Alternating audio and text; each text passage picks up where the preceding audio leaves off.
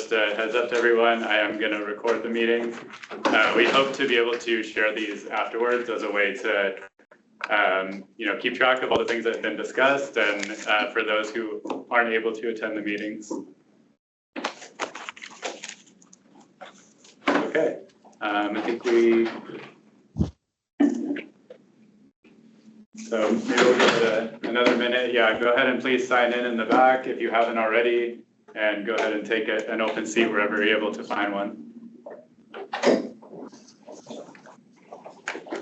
And then if you're presenting in person today, we'd like you to come up and sit right here, although I guess I'll do that for you right here. So as long as everyone online can see you presenting, I think that'll work out well. I can move into it. No, it's okay. We have a few things to go through first. Yeah, I got it. So yeah, I guess we can go ahead and kick it off.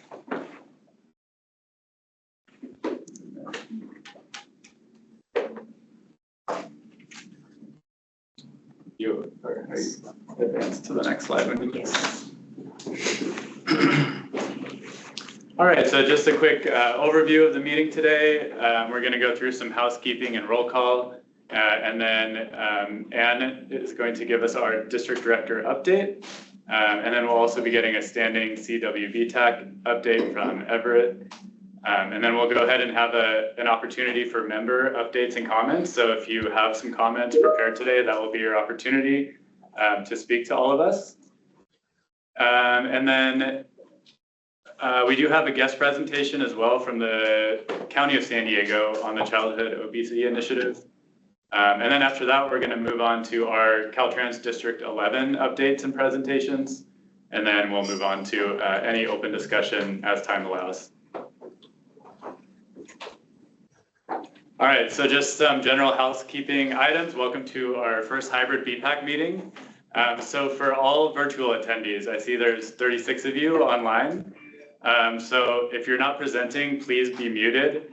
If you have any questions or comments, go ahead and use the raise hand feature, or you can type your question or comment directly into the chat. Presenters will address questions after their presentations.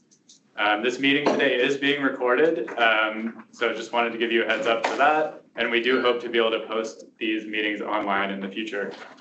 And then for in-person attendees, like I mentioned, go ahead and sign in the back of the room.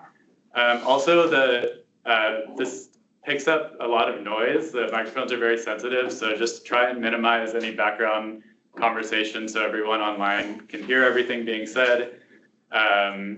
And if you have questions or comments throughout the meeting, just go ahead and raise your hand and we can call on you as well. So Caltrans does need to adhere to Title VI requirements. Just a notification here, and also if you need any translation services for a future meeting, please just let us know about 2 weeks in advance. All right, and then roll call. Okay. All right, so if you're joining us online, please go ahead and type your name and organization into the chat. And then for everyone in person, we do have some people here in person, so we can do a quick in-person roll call as well. If you're external from Caltrans, so you're visiting us here today, we can just do a quick circle around the room and just say your name, and if you're here representing an organization as well. So we can just move down, go around a circle this way. Oh. Yeah, anyone external from Caltrans? Hi everyone, I'm Ian Embry with the San Diego County Bicycle Coalition. Thank you. And I'm Stephen Vance, also with the San Diego County Bicycle Coalition. Also representing the California Bicycle Coalition. I'm the board of directors there. Ross Duenas with CR Associates. Hi, I'm Pamela Arsenato with CR Associates.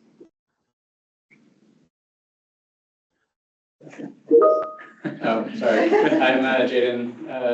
I'm not here with anyone. I just got a flyer. Awesome. Yeah. John also. Jaden. Is that everyone? All right, and I see a bunch of people put. Oh, there's. Oh, sorry. keep it on Sanchez. I'm mainly here to be part of the BPAC meeting because I'm a resident of South Bay, so and also partaking with a few organizations as enabled by coalition. Awesome, thank you. And I've been hearing all the pings come in on chat, so I think we have a lot of people here online as well. Thank you all for putting that in the chat. And I do want to say, if if you're online and this is your first BPAC meeting ever, you can go ahead and unmute yourself as well and just provide your name and organization.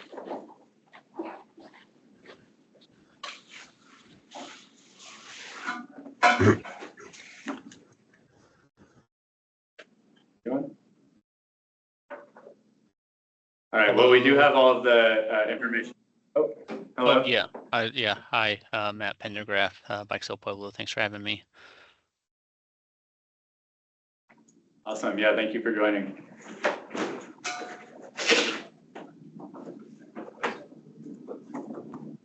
All right, well, we do have all the information in the chat, so we'll make sure to capture all of that as well. Oh, I see Lori raised your hand. Yeah, hi, this is my first meeting. I'm Lori Bradling, and I'm with the San Diego Green Infrastructure Consortium. Awesome, glad you could join. A lot of things. Okay, mute the chat and how do I do that? From your team. Right there, right there. Oh, Wait, go next to that. Where? you exited it, but Oh. yeah, see, go, okay, Click the three dots on Yeah, the that three dots. notification. in the purple Box. square. Oh, no, it's disappearing. Okay. All right, It's bear your with team, us so here. just open your teams again. Uh, Yeah, open the, like, it's not gonna be in there. Yeah, make your screen smaller and then find your teams. Open the chat. No, no, the teams chat. Out of this window. Not in this window, but your actual teams chat on your laptop. Oh, I'm not And using mute my from it. laptop at all. Whoever's using that, you can use the teams to mute the, or lower the volume. I don't know, because I'm presenting, so I don't want to mess with Yeah, I'm not sure. the. Okay, well, I'm not sure. Okay. Well, maybe we should just move ahead. This, okay, if I did it right quick. Yeah, you don't need to do that for me. All right, well, I think most of the chat activity should be past us with all the introductions. We'll just go ahead and move forward for now.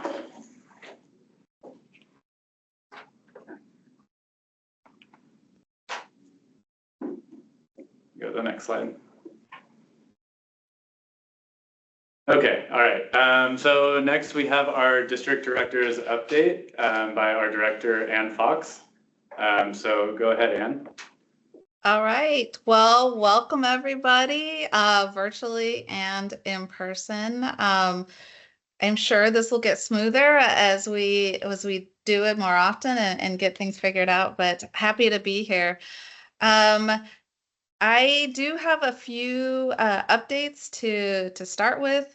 First, effective July 1st, so now about 6 or 7 weeks ago, I'm happy to announce the appointment of our new Caltrans director, Dina El Tawansi. So Dina has 27 years of public service with Caltrans, and her leadership experience spans 3 districts and multiple divisions. And she most recently served as the Caltrans Bay Area, or our District 4 district director. Next, District 11 is developing a community advisory board pilot. We're working with headquarters and the statewide interagency equity advisory committee to get early stage community input on transportation projects, policies, programs, ensuring fair access and transportation equity. So similar to BPAC or that having BPAC be more mode specific. CAB, the CAB, the Community Advisory Board, will be comprised of multi-sector partners from diverse communities such as public health, climate, housing justice, socioeconomic development, and the like, to help develop and shape our transportation priorities, spot unintended consequences, and recommend actions that will complement our BPAC's bike and ped expertise. There will be more, you can expect more information on this effort in future meetings, as we're literally just working to get this stood up. So more to come on that. And then lastly, something which now feels like 100 years ago, back in May, May is Bike Month, so on May 15th, which was actually a week after our Q2 meeting, Caltrans District 11, we hosted, there you could see the photos, hosted 2 pit stops at our Old Town office and the City Heights Transit plazas for Bike Anywhere Day. So this, as you all know, is the annual event hosted by Sandag in San Diego. We wanted to make sure we were able to report out that over 300 cyclists attended our 2 pit stops for shirts, snacks. We were able to conduct and collect input on future Caltrans complete streets projects. And so it was what we felt was very successful. A lot of stops, a lot of conversations that were had during those stopovers. So with that, that's it for me, and I'll turn it back over to you, David, I believe. Yeah, thank you. I appreciate that, Dave. All right, and now we'll go over to Everett Hauser. I think I saw you join Everett for the California Walk and Bike Technical Advisory Committee update. Sure. Thank you, David. Good afternoon, everyone. I'm Everett Hauser, Program Manager with City Transportation Department, and I'm on the California Walk Bike Technical Advisory Committee. There is actually a meeting tomorrow of the main committee, and this is a preview of the items. There's going to be a breakout session about which bikeway is best for you, and I think that's a rural and urban discussion. And then there's always lots of other things, a legislative update, Caltrans engagement portal, the director's policy on transit update, as well as other updates from Office of Sustainability and Division of Design. It's always a very packed agenda, and the agendas get put up on the program's website. And then there's also design subcommittees, and we're working on things like comments and revisions for exciting topics like DIB 89, which is the separated bikeway guide.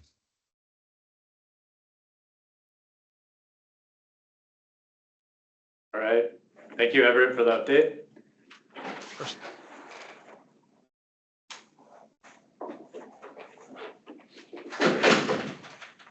We'll go ahead and move to the next item, which is member updates and comments. So I think we had a couple members who are interested in giving updates today. If you want to go ahead and raise your hand, and we can hand it over to you. I would just ask if you keep your comments to about 5 minutes or so we can just respect everybody's time. But if you have comments prepared, or if you don't have comments prepared and you just want to speak up, now's the time, and yeah, we can have a discussion. So, yeah. Hi. Sorry, I was down the hall. You guys hit the meeting. Sorry about that. So, hi, I'm Jipper Ross. I know some of you here. I'm president of the California Association of Bicycling Organizations and a bicycling instructor for the League of American Bicyclists. I have a couple of suggestions for changes to the way the California MUTCD, or perhaps the Highway Design Manual, is run. And I know it, in many cases, a local district or agency to kind of champion those changes.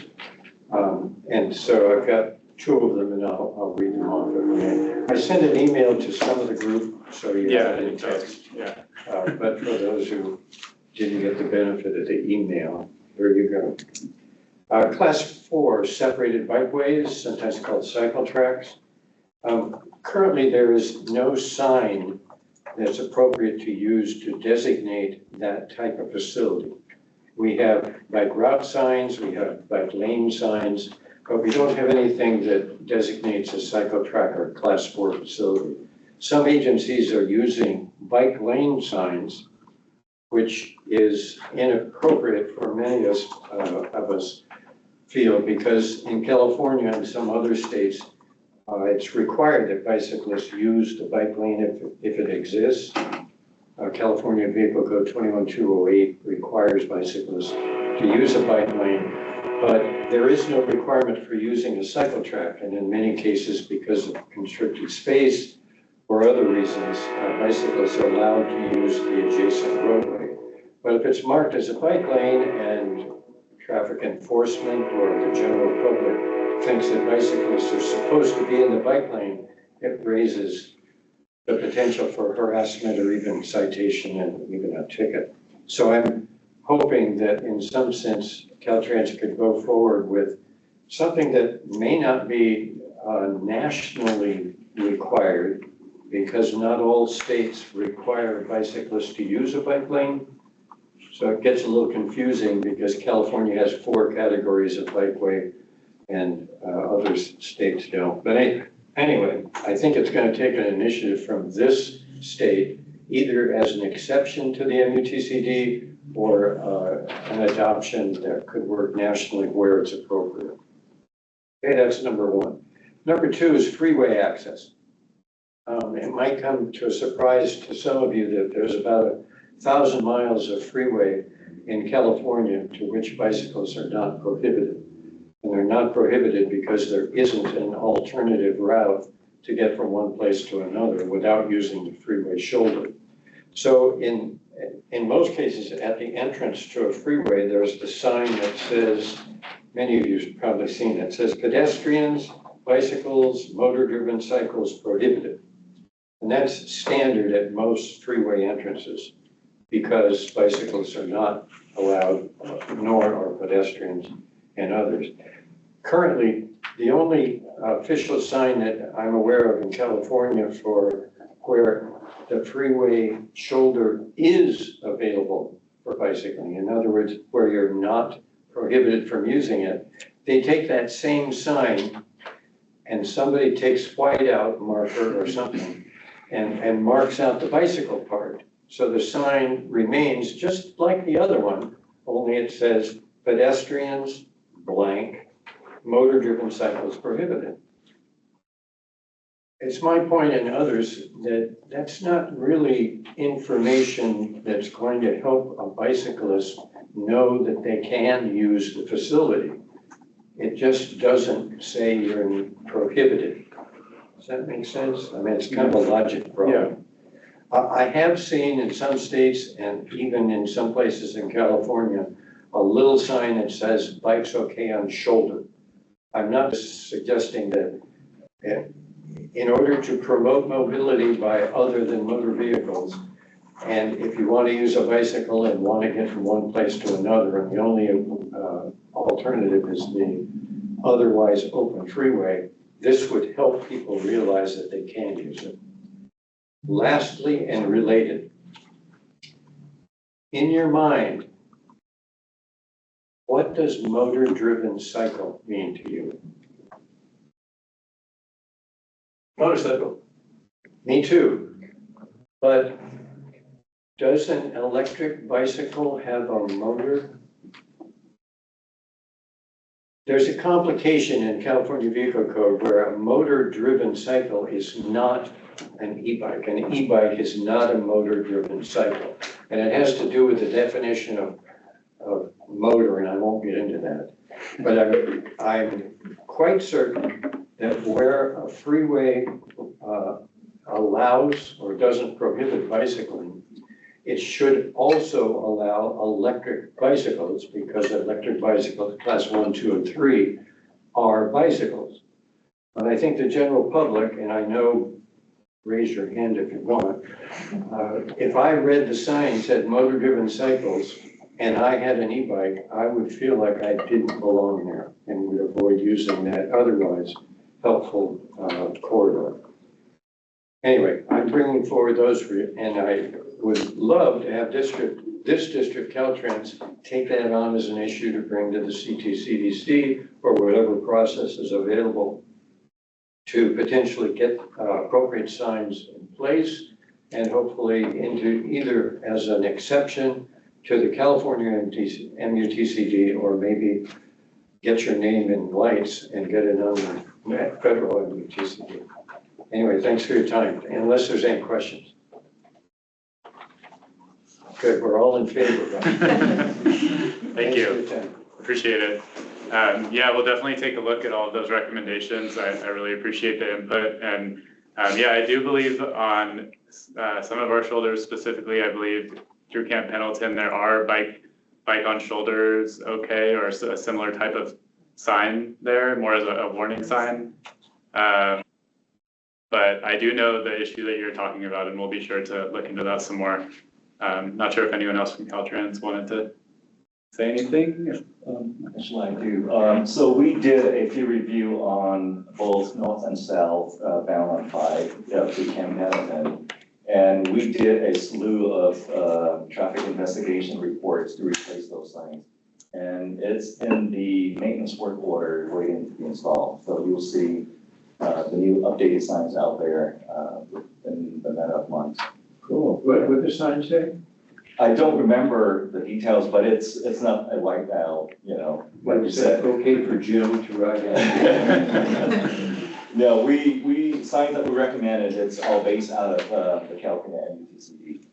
So appropriate signs will be, I don't remember the exact sign number and the wording on it, but we did about 12 that address those.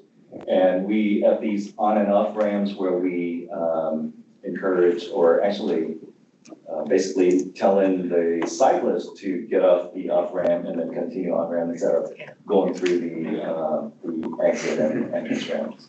So that sign is in the new MUTC. Cool. So thank you, Brandon, for putting that in the chat. I pulled up your picture. Excellent. I hadn't seen that before. All right. Thank you, Jim, for your comments. So I think we'll move on in the interest of time. I see there is, I believe, 2 more people with their hands raised online. So number 1, John Howard, if you want to go ahead next. Sure, thank you. Yes, I'd like to call everyone's attention to a dangerous condition. I feel that it's a dangerous condition at the westbound entrance to the freeway, I-5 freeway on Manchester. There is a traffic light specific to bicyclists in this area that is somewhat confusing to drivers. I don't think that they truly understand or appreciate the fact that there are cyclists trying to get across that intersection. It's a double on-ramp, which makes it especially hazardous. And it's a situation that is not going to go away. I've ridden this since the construction was completed, probably at least 150 times. And I don't use that traffic light because I consider it dangerous. What I do instead is at the there are 2 traffic lights on Manchester. The first one, I set up, put my bike in position at that light and continue across in the number 2 lane in the right-hand quadrant of that lane. And I consider that the safest approach. I'm not at all intimidated by traffic. I have over 500,000 miles of collected cycling. So I feel comfortable in doing that, but I am keenly aware that not everybody is going to have that sensation of bliss in riding in traffic. To me, I don't mind it at all. So the point is that even there, it's not particularly safe. I was bumped hard by a car. I didn't go down because it was a tandem, and the tandem is heavier, and my girlfriend and I were shaken, but we didn't crash. Texting motorist. So that too is a situation, but I can again consider it far safer than the traffic light. You know, I welcome anybody's comments on this. Thank you, John. Appreciate the comments. We'll definitely take a look at that location. Did anybody have any other comments on that? We'll take that back and have our traffic team look into it. I'm not sure if the request came through CSRs or how the requests were previously made. Is, just for clarification, is this the locations where westbound on Manchester approaching the southbound off-ramp where we have a bike signal in this intersection?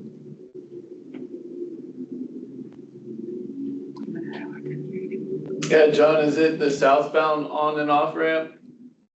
There is a traffic light specifically used by bicyclists at that intersection. Yes, you have a double on-ramp, but as I can testify many times in traffic, heavy traffic especially, motorists ignore it, completely ignore it, or they are confused by its presence and tend to just roll through that area, as they always do. So it's a source of confusion. I'm confused in looking at it from a distance in driving a car.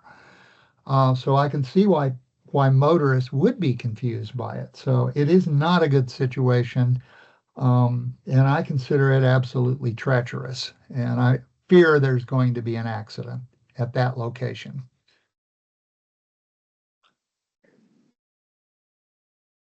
All right, thank you, John, for your comments. I think we'll go ahead and move on to the next public comment, if that's okay. Oh, I see Erwin has raised his hand. Erwin, go ahead. Yes, John, we can certainly take a look at that. That southbound on, it is a pretty large intersection, and the distance, you know, between the curb returns are rather long. So something we'll take a look at if we may need to do additional enhancements to, you know, separate and make sure it's clear to the bicyclist versus the motorist. So understand, yeah, those dual rights are always difficult to navigate. We'll check into it. And Levy there, I believe Levy. I have one more comment. I'd like to make one more comment. During the construction, there were sharrows in the number 2 lane, and I don't understand why we can't have them back again, because to me that alerts the motorists that there is a bicyclist or bicyclists in the area.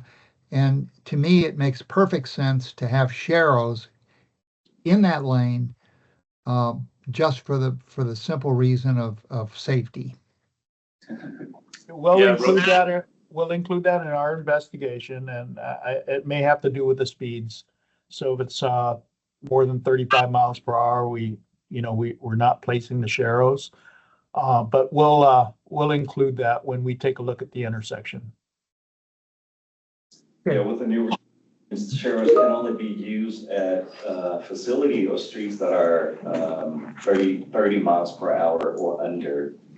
Manchester, I think, is posted at 40. So yeah, so when we did the whole interchange there, the sharrow was removed because of the new regulation.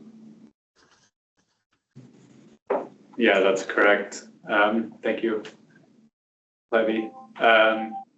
All right, I think we'll go ahead and move on to our next commenter. I see Ron, you have your hand raised, and Ron, I know you also had sent us a short presentation, so we can share that. I believe we have it here. If you could just try and keep your presentation to 5 minutes or less, I would appreciate it. But go ahead, Ron. Thank you for presenting. Okay, thank you very much. I'll keep it short. So this is just a couple of different intersections in what I believe to be Caltrans right-of-way that have some hazards that I think need to be addressed. Next slide, please.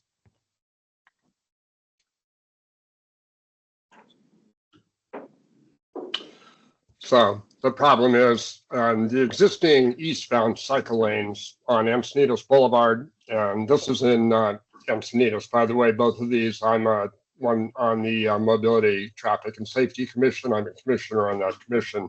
I'm not representing the commission. I'm representing, this is an individual effort. So these two cycle lanes, one is on Encinitas Boulevard. They're eastbound. The other is on La Costa Avenue in Encinitas. And I believe that they may be a cause of motor vehicle versus cycle right hook crashes. Next slide, please. This is a Google Earth picture of the Encinitas Boulevard. The arrow that you see, the red arrow, is pointing towards where there is a right hook potential. This is just west of the I-5. Next slide, please. We can go ahead and run this video. This is a group of bicyclists trying to negotiate at the Encinitas Boulevard conflict point.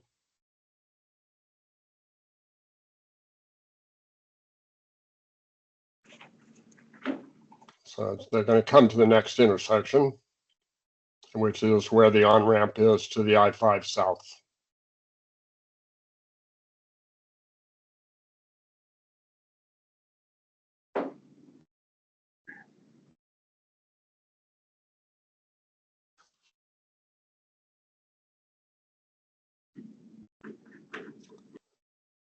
So as you can see, they're having a difficult time negotiating, getting into the number 2 traffic lane. And eventually they go straight across. These cars to their left are going to be trying to turn right onto that southbound I-5. That just demonstrates the situation that we have. We can go to the next slide.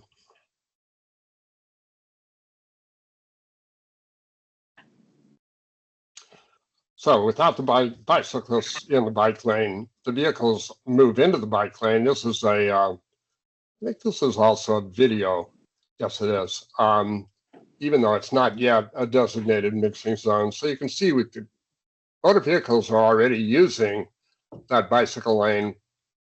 Presumably they know there's not a bicyclist there as their right turn lane, as they should do. Next slide, please. So my suggested solutions for the Encinitas Boulevard I-5 on-ramp intersection is if space allows, add a third vehicle right turn only lane with a bike lane to the left of it. And the second solution would be in the last block, that is the last stretch of a roadway between those two intersections before the south on-ramp should be a mixing zone and striped appropriately.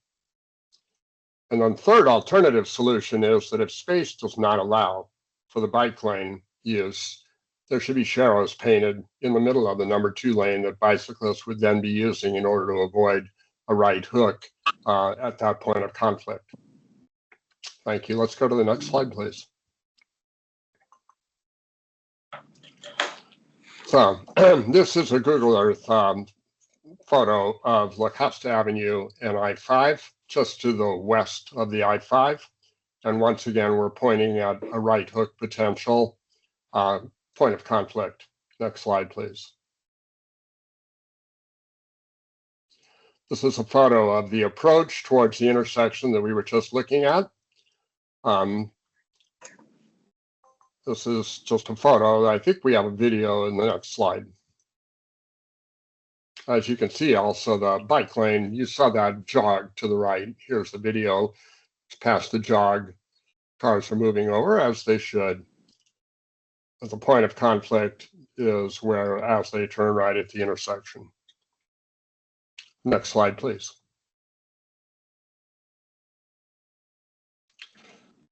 My suggested solution would be to continue the bike lane straight in that block leading up to the intersection in question, open up a right turn only lane at the point where the second vehicle lane is added, and then include a mixing zone during that block. Thank you very much.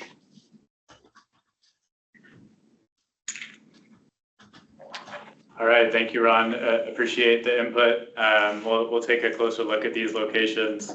Was there anybody who wanted to respond to this? Otherwise, yeah. I'll speak to it Yeah. again. It's happened to be all of my regions here, so hopefully I'm not a target for today. Yes, so thank you, John, for for bringing us the two interchange with bike issues that have a hard time kind of riding through this intersections with the free rides and with the through and the rides at Encinitas.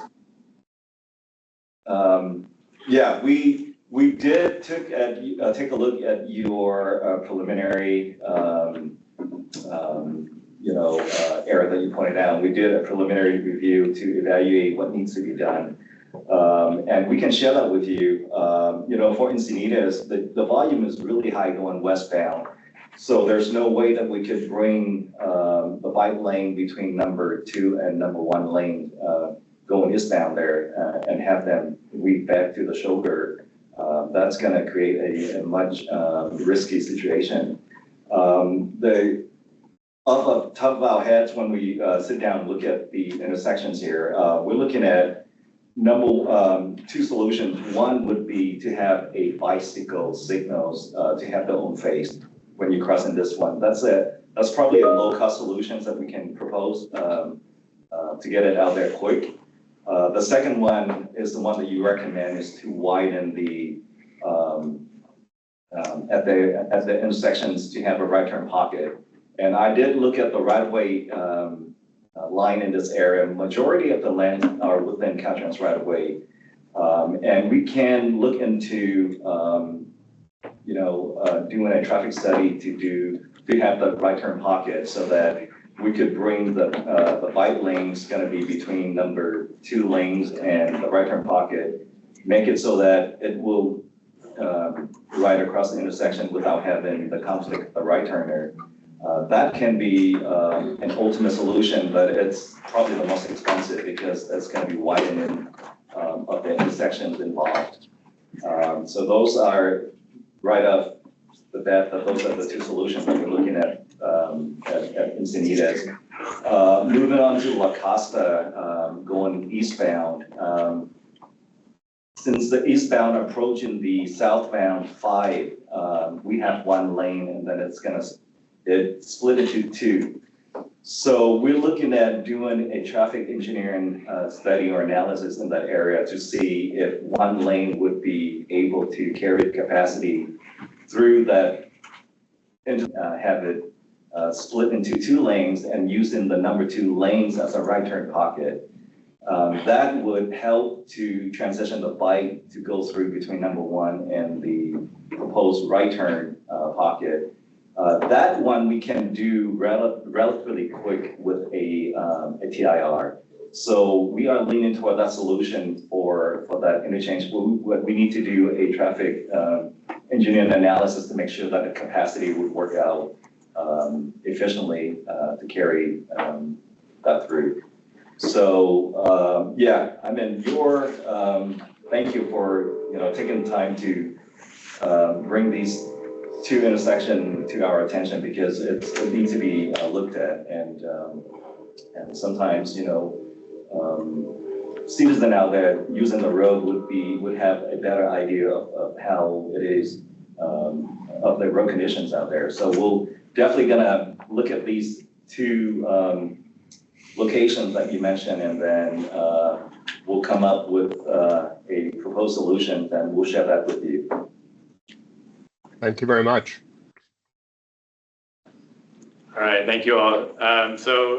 We're going to go ahead and move forward to the County of San Diego has a presentation prepared as well. And I know you have a number of slides, but if you could also try to keep it to about 5 minutes or so, I'd appreciate it. We do have a number of items we still need to get to. Hi, everyone. Yeah, we can try to limit the time on the presentation. Hi, everyone. I'm Alondra Estrada Lam with the County of San Diego's Public Health Services Department, and I support the active transportation and active living projects within the Chronic Disease and Health Equity Unit. But I'm here today with the Child Obesity Initiative, or COI, and I'm joined with Gabriel Garcia and Kristen Hockham, who are also either from the government domain or representing the COI. So I'd like to pass it first to Gabriel, and he can give a little short overview of what the COI is. Hi, everyone. Happy Wednesday. My name is Gabriel Garcia, and I am a community project manager with the Center for Community Health, and we help oversee the San Diego Childhood Obesity Initiative. So a little bit about our initiative is the San Diego County Childhood Obesity Initiative is a collective impact multi-sector coalition of over 400 partners from across the San Diego County. And we are funded by the Board of Supervisors, and this coalition has been around for around 20 plus years. And so we have some deep rooted connections with the community. As you can see by the graphic on the slide, we have a council of community leaders, and they are the center spoke for our work. They help guide and help determine our decisions through community informed practice, as well as lived experience and lived expertise. The mission of the Childhood Obesity Initiative is we envision healthy eating and active living, resulting in optimal health and wellness for all children and families in the San Diego County region. We have a number of goals for the coalition, but the most important ones for this group are physical activity.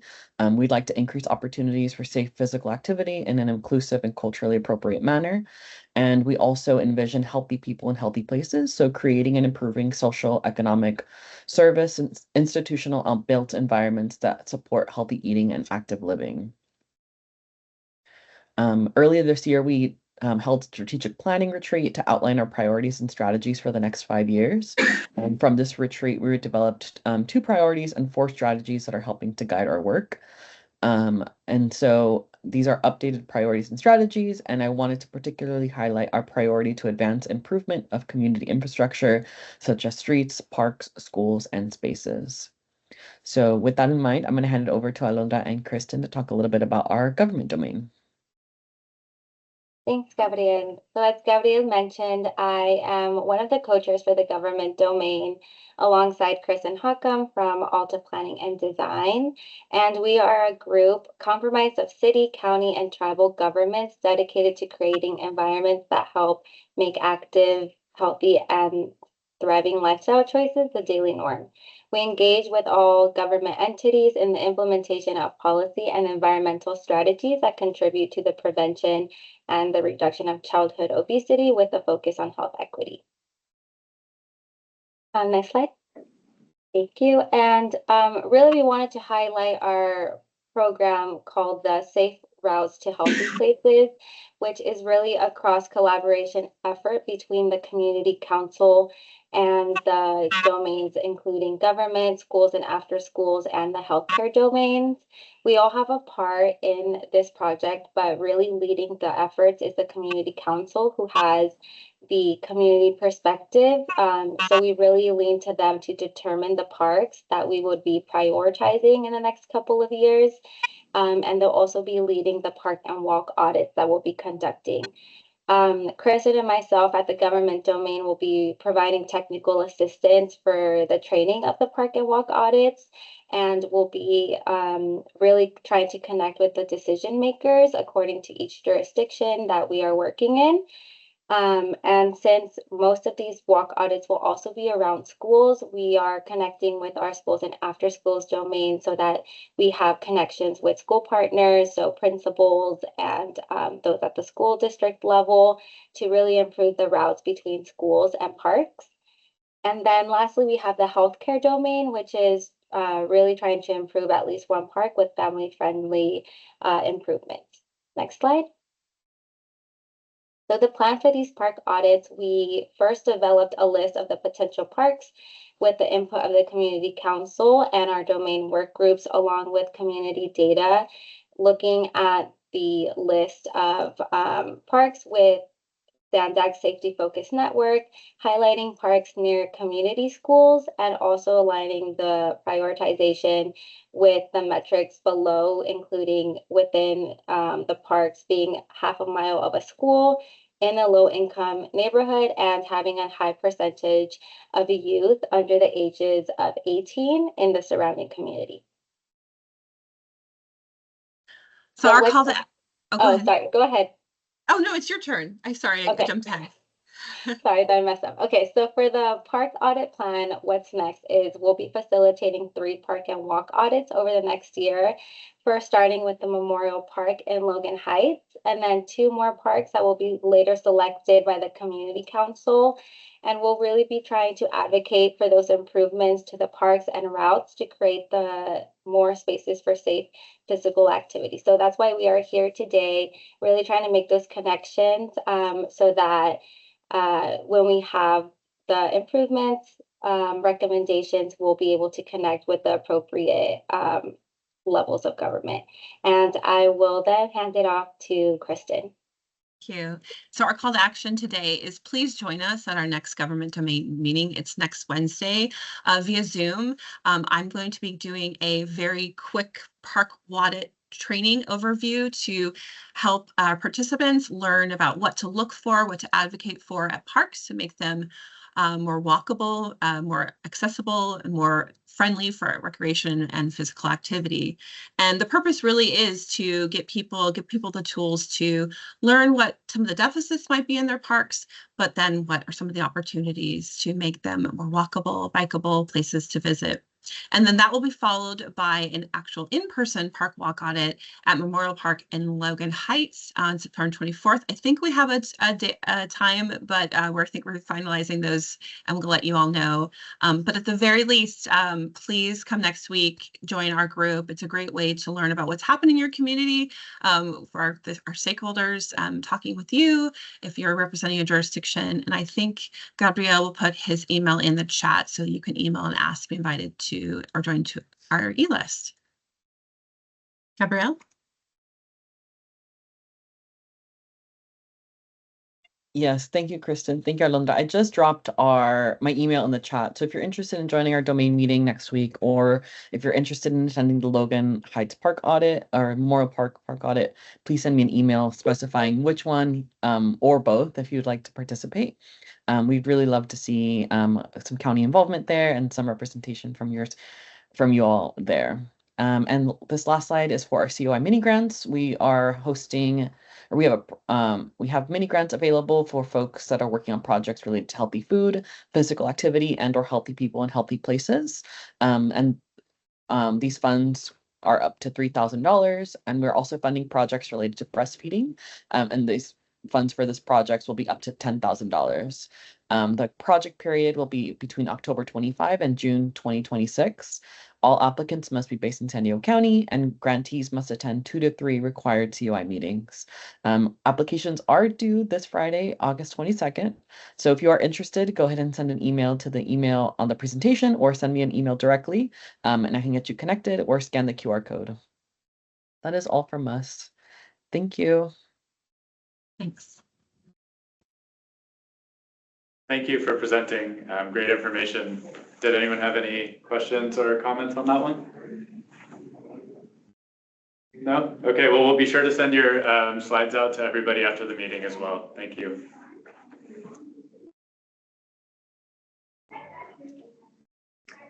All right, so now we're going to move ahead with our District 11 updates and presentations. So first, I'm going to give a quick presentation on our BPAC refresh effort. So first of all, membership updates. Go to the next slide. So we have been doing some recruitment efforts to bring on new members. It does seem like we have a little bit bigger group today, so that's great to see. The goals of this effort, we really want to strengthen our BPAC membership. We want to build participation and dialogue across all the communities that Caltrans District 11 serves. We're a big district, so we want to hear from everybody in the district. And we want to give consideration to reaching all ages and abilities. There's a lot of different levels of cyclists and a lot of people using our streets as pedestrians, and we want to hear from all of those people. So our process, we took a look at our existing BPAC invite list and to see who is attending and who maybe had fallen off over the years or who we hadn't been engaging. And we identified geographic areas and stakeholders with opportunities that we thought for increased participation. And then we conducted outreach. So steps taken so far, we partnered with our External Affairs Division to create an interest form flyer for members of the public. And so you may have seen them back there on the table, but basically we're just trying to get the word out to anyone who's interested in attending. So you all can share that with your organization, or members of the public can join as well.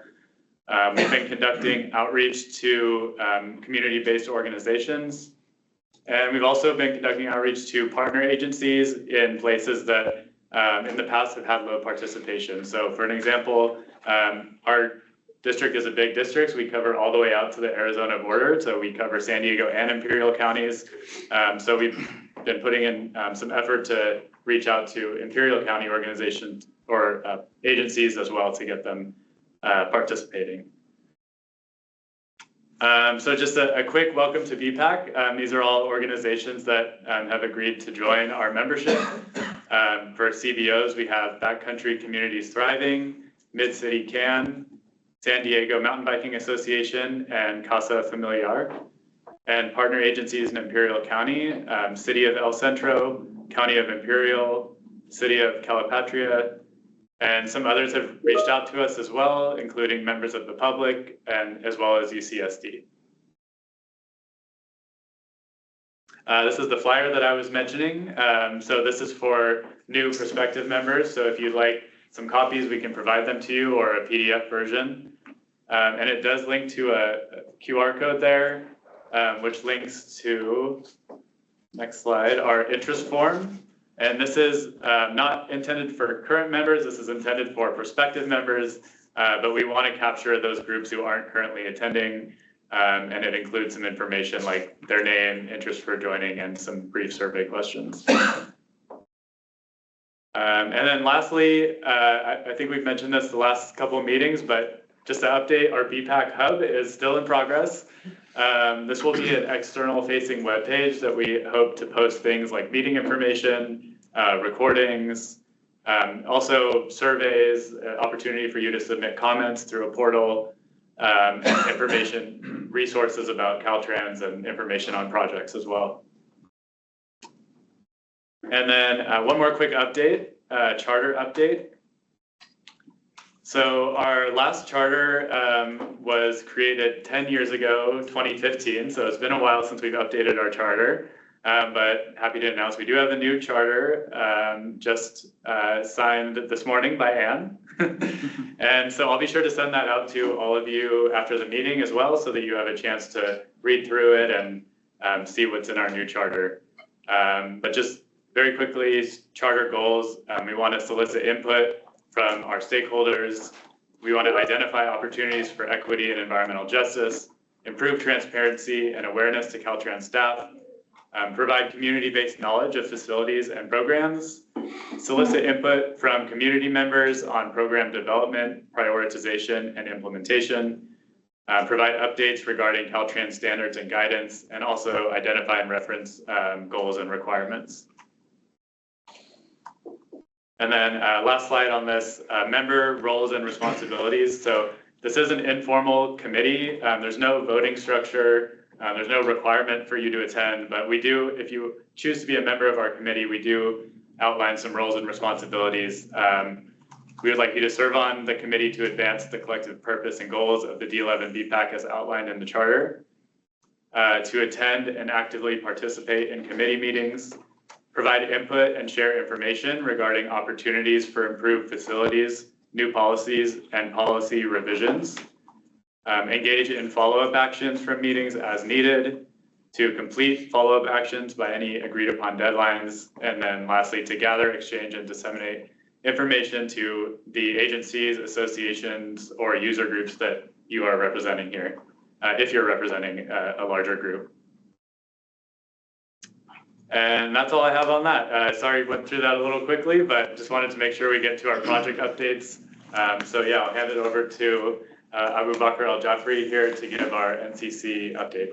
Well, thank you, David. I want to thank you all for coming.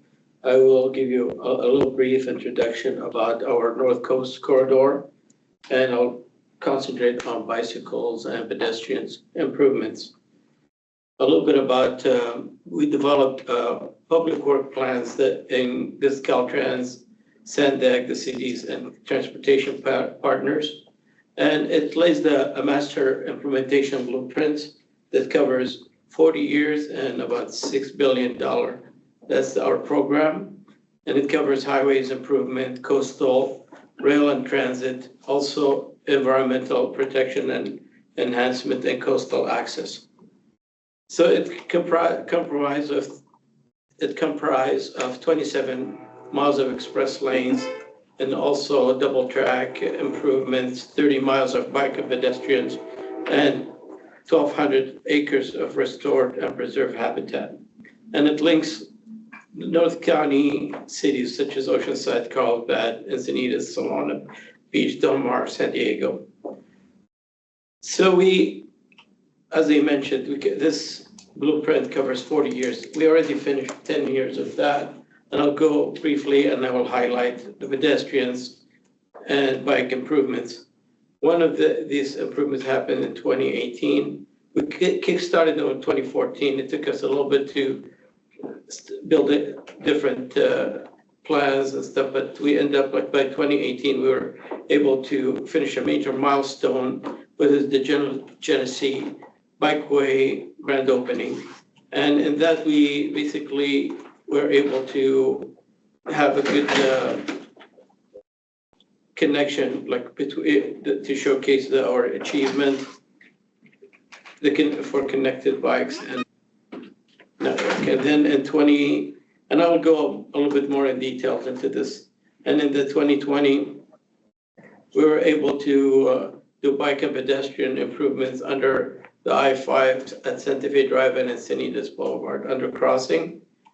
And then in 2022, there was like a major development. We did the San Alejo Lagoon bike and pedestrian suspension bridge, Manchester Avenue walking path, and then extension of the Solana Hill Trail, Manchester Avenue Class 1 and Class 2 bike paths. And then we also did the crosswalk at the San Alejo Joint Power Authority, and also a walkway through their campus from Birmingham to Manchester Avenue. 23, we did the San Alejo activity hubs, bike and ride grand opening, and in 2024, we did the State Route 56 bike path a bit more in detail than on these. One of these improvements, as I said, like the Genesee bike grand opening, that was 1.5 mile of class 1 bike along the west side of I-5, Lincoln Sorrento Valley, Transit Valley, and key employment centers such as La Jolla, University Center, and it closed a major gap that allow our regional bike network to seamlessly to travel from Mission Bay to State Route 56. That was a good improvement. Moving along to 2019, and that's what I'll be doing. I'm just gonna go year by year, like for our improvements and what we have accomplished. In that time, we developed Encinitas Coastal Rail segment that add 1.3 mile of new bike and pedestrian path, linking communities and destination, including downtown Encinitas, Coaster Station, Scripps Memorial Hospital, Cardiff State and San Alejo beaches, local park, school, and Cardiff and Encinitas downtowns.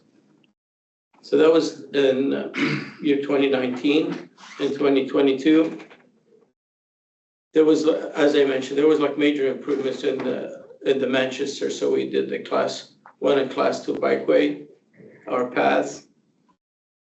We also did the Manchester Avenue walking path and extension of Solana Hill Trails. And then also the Manchester Avenue walking path, as we covered that one. And then the 2022 improvements included the San Alejo Lagoon restoration. And that was just not just a restoration because it opened up some paths that like pedestrian and bike trails that allowed you to go inside the lagoon. We also have done in 2023, we have done the improvement in San Alejo Park and Ride and activity hubs. And that was a very important for those people that like to park and ride. And also in 2024, we did improvements. There was a major improvements that we did the State Route 56. So in 2020, in May 23, 24, year 2024, we celebrated with the local leaders 8 miles of new bike and pedestrian path linking Encinitas and Old Sorrento Road and Coastal Rail Trail and the I-5 North Coastal Trail. And that was a very important link. Also moving along, we also improved like Chestnut Avenue, and we made it safer by adding artwork that is to be installed soon. And we also allowed for widening the sidewalk and then also having a new bike lane, and the community art will be, it's at the works right now. Another thing that we are doing that was year 2025. And also another thing that we are doing right now is some improvements on Palomar Airport Road and I-5. And some of this enhancement is widening the sidewalk and then integrating technology to protect bicyclists. And also we have done some realignment in the southbound and off-ramp and on-ramp for bikes. Like future projects that we are working on, there's a new project coming in. It should be in construction by early 2026 is the Mission Avenue and I-5. And what we did in this project, there are loop ramps that we are making, which allow for free right turn. We are teeing them up so that would enhance the safety of bicyclists. So that's actually a good development for bicyclists and pedestrians. It also enhanced the sidewalks for Cassidy and also Tamarack, where we installed ADA curb ramps. So that's coming up in 2026.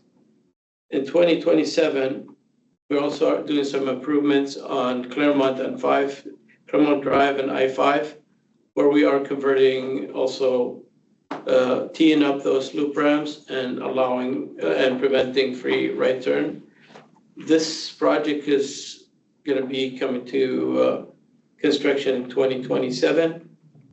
Another improvements that we are working on right now, it's in the design phase, is doing a Beteguitos Trail, pedestrian trail. And that trail basically goes under the freeway, and it links the east side with the west side. And so linking it to Avenida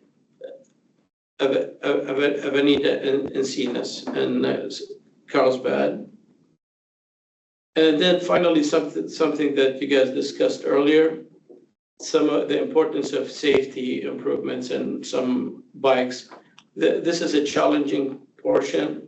It's about 18 miles gap between Oceanside and Harbor Drive to Cristanitos Road, just south of the Orange County border. In order to build a facility that is like class 1 for bikes, that would take about 165 million to 185 million. And we don't have the funds for that as of yet. So we are planning to work on enhancing, doing a temporary manager to enhance the safety. And that would be done through minor B program, where we will go for conflict areas such as on-ramps and off-ramps. We will be implementing friendly rumble strips for bikes, and also green, we're gonna be also putting green markings to enhance the conflict areas and also provide adequate signage. So this is a program, I know I ran through it really quickly, but if you guys have any questions, I'll be happy to take any questions.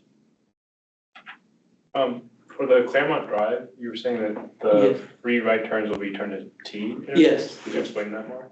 Yeah, I'll explain it more. Usually, like when you're, right now, if you drive, let me just back up to the slide. That way I can just explain it a little bit better. So this slide that, I think it's, they're just sharing. It's already, okay, sorry. No, I can find, which slide is it? What number is it? It is number 16, slide number 16.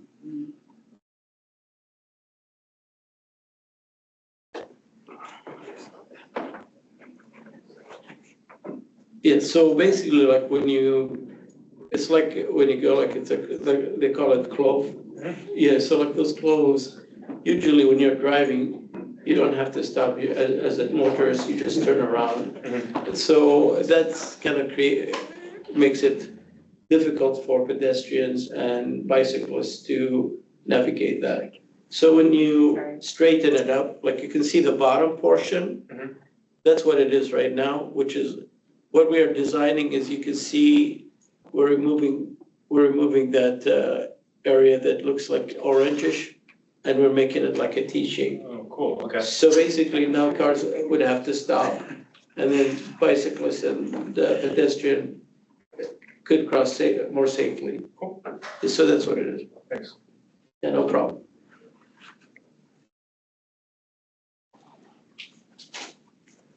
Yes, sir. Can I just say, I've been in the bike advocacy game for a long time, and this has been a long-standing issue that, 10, 15 years ago, we were saying these things have to go, but nobody ever believed that Caltrans would actually get around to devoting the resources to do it. So just want to make sure you know these are huge improvements and really going to be appreciated by people out there walking and biking through these interchanges. Well, I want to thank you for that. And I worked for Caltrans for a long time, so I see the transformation. Now we are multimodal environmental presence, so it's a big shift. But I witnessed it as I worked at Caltrans.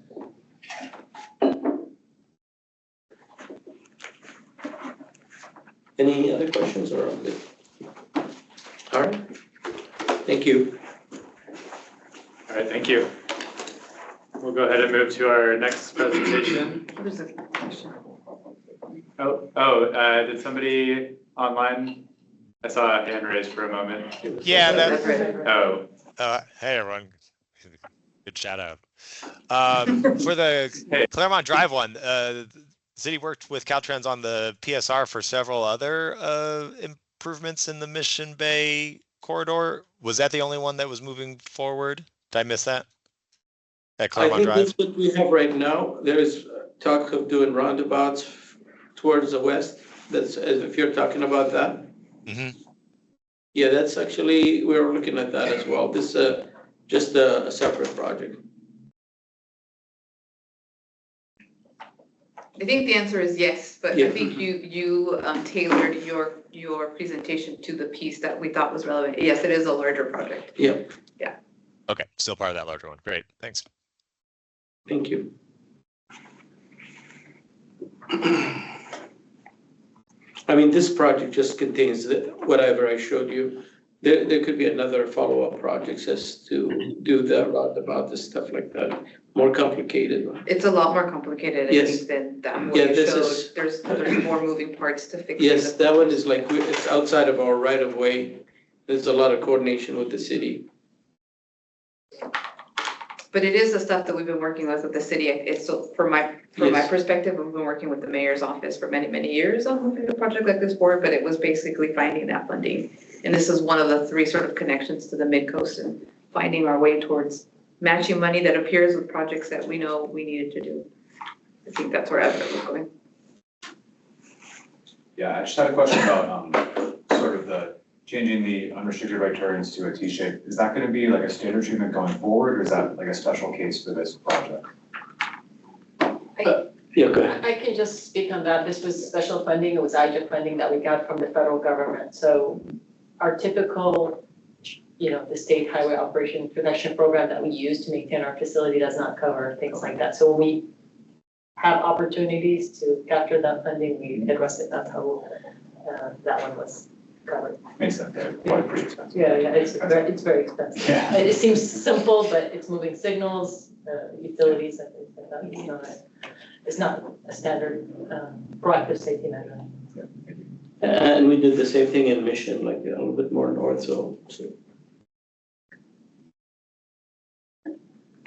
All right. Well, thank you, Al-Jafri, for presenting that information. We'll go ahead and move on to our next project update. So, yeah, Dylan, and I think maybe Cameron online as well. Yeah, good afternoon, everybody. I'm Dylan Moore, Design Manager in the Central Corridors Division. And today I wanted to give an update on a project that's upcoming on I-15. It is, I gotta look at my cheat sheet here. The project limits are from Via Rancho Parkway to Rainbow Glen Road, which is basically the county of Riverside boundary. And this project is a cap-in project and a asset management project, which is just a large maintenance job. And in this case, the anchor asset is pavement rehab. So we're doing improving doing shoulder paving, slab replacements, pavement grinding. We aim to improve the ride quality and bring the pavement to a good state of repair. And other assets for this job include culvert repair and replacement, overhead sign structures, panel replacement, and electrical improvements, and some complete streets elements, which is why we're here today to update you on 9th Avenue and Escondido. The schedule is, right now we're in environmental phase and project report phase until October 2026. We complete design in October of 2028, and construction is not complete until August of 2031. So this is coming down, several years. But we wanted to we bring this to everybody's attention that this is in the works, and I will turn over to Cameron to go over the specifics. Once again, this is in Escondido at 9th Avenue. Yes, Cameron, are you there? Perfect. Yeah, thank you, Dylan. So as Dylan mentioned, the only interchange that we're improving bicycle or pedestrian scope features would be at this location, which is Auto Parkway or West 9th Avenue with this maintenance project. So I'll talk through a little bit about this interchange itself and then what are the improvements that are coming through here. So the posted speed limit through this interchange on the city street is 40 miles per hour. And some of the improvements that we're looking to add with this project would be green bike lane striping that you can see in the exhibit there. The addition of a bike lane buffer, a 2-foot buffer in the eastbound direction.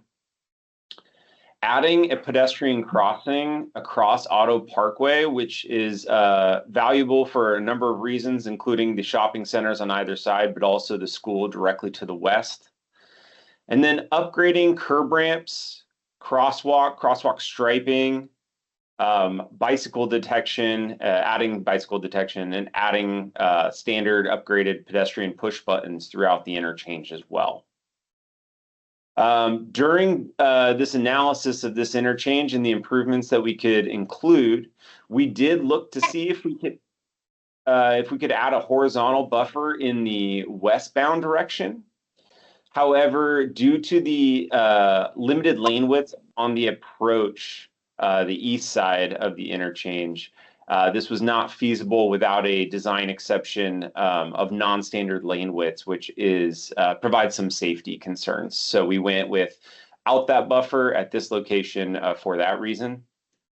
Additionally, we also considered adding some sort of vertical element like channelizers or something to separate this to a class 4 bikeway.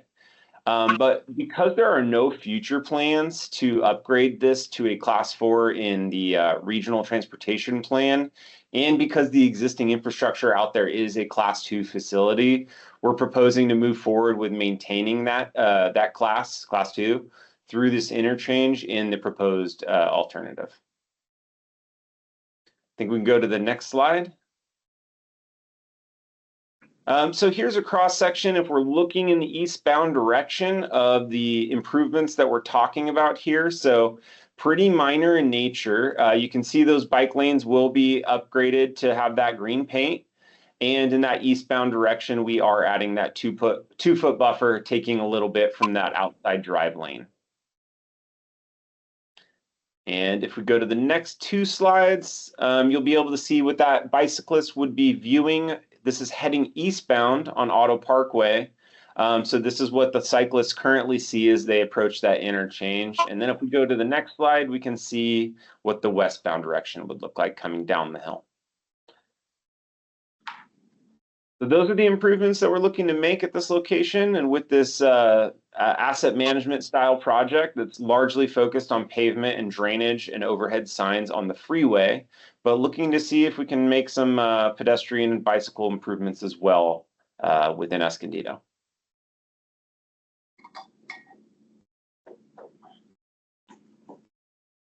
I think the only thing, if you can go back 2 slides, there's one addition we're doing, which is a new pedestrian crossing that did not exist before. One more slide, sorry. On the, I believe that is the west side. Yeah, that location. Yeah, we're at. So prior to this, there was a pretty long distance to the nearest ped crossing, and so I just wanted to bring that up. That so it seems small, but it could help a lot for pedestrians.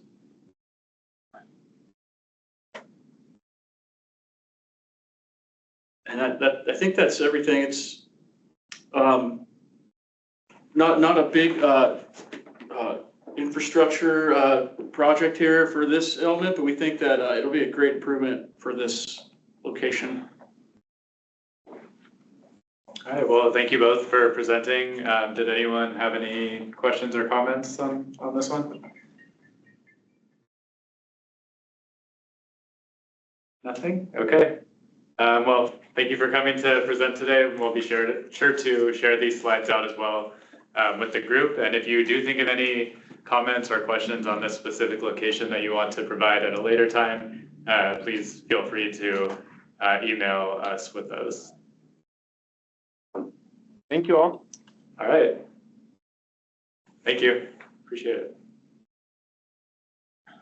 All right, so looks like we have about 10 minutes left, so I think we have enough time, Brian, for your presentation. If you want to go next. Yeah, can everybody hear me online okay?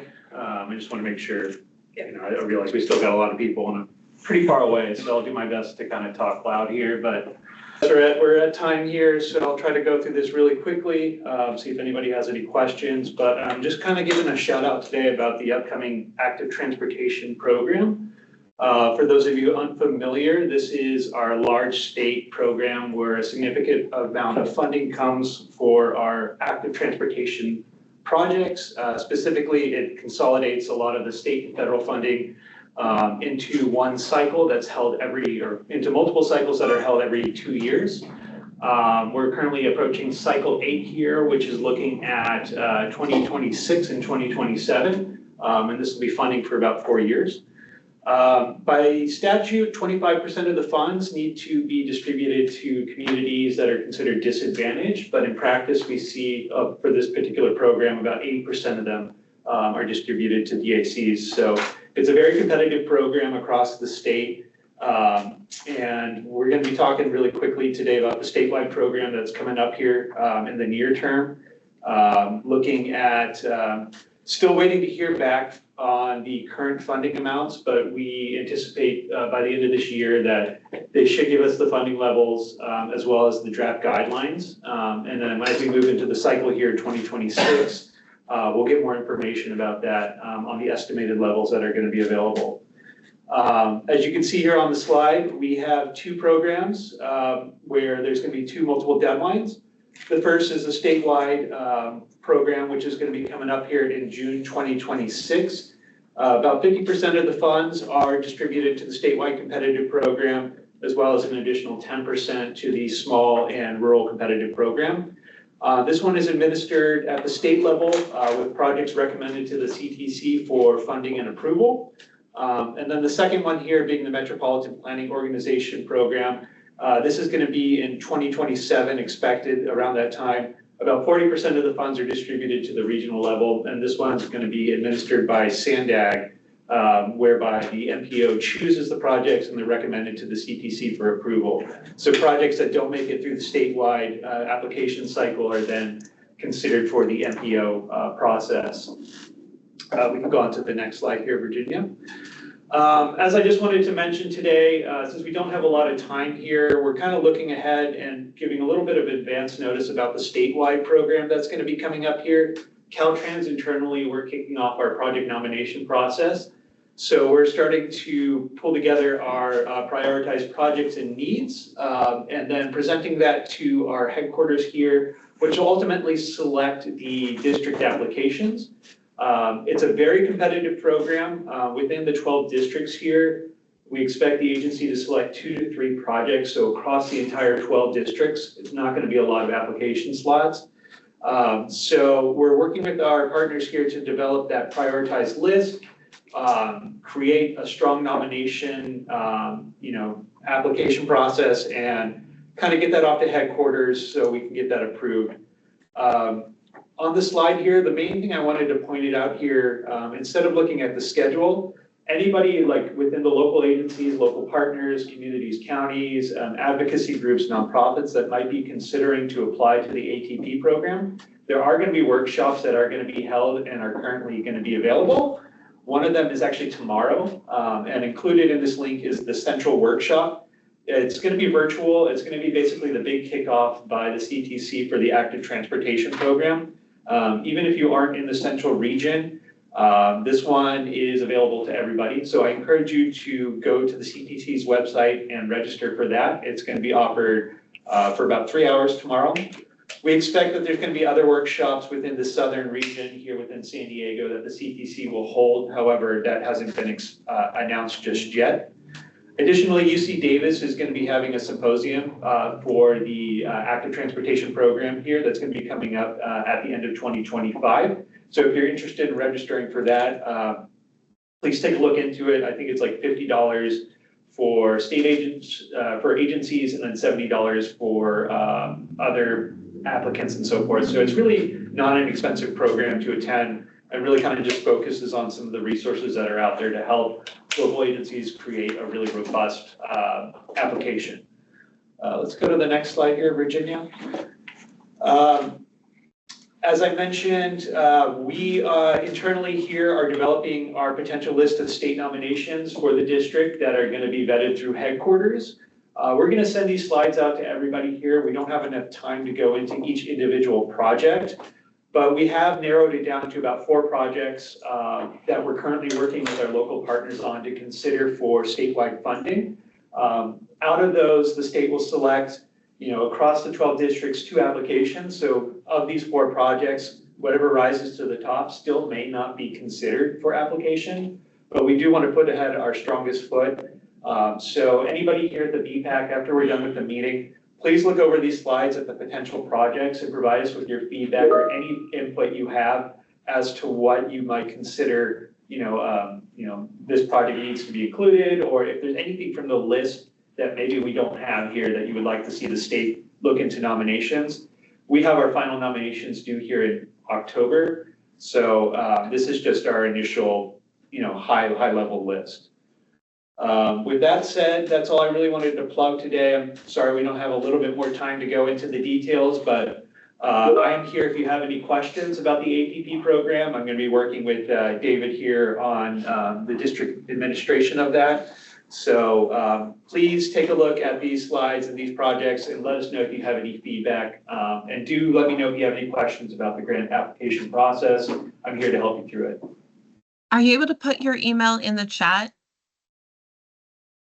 Yes, for sure. I'll do that right now. Thank you. Thank you.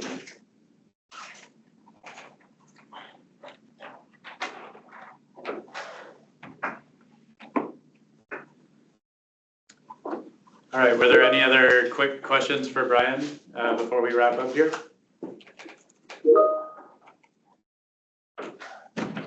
All right, well, thank you, Brian, for that update. And yeah, as Brian said, please provide any input you have on our initial list of projects. It'll be very helpful when we're considering what to nominate and what to prioritize for the district.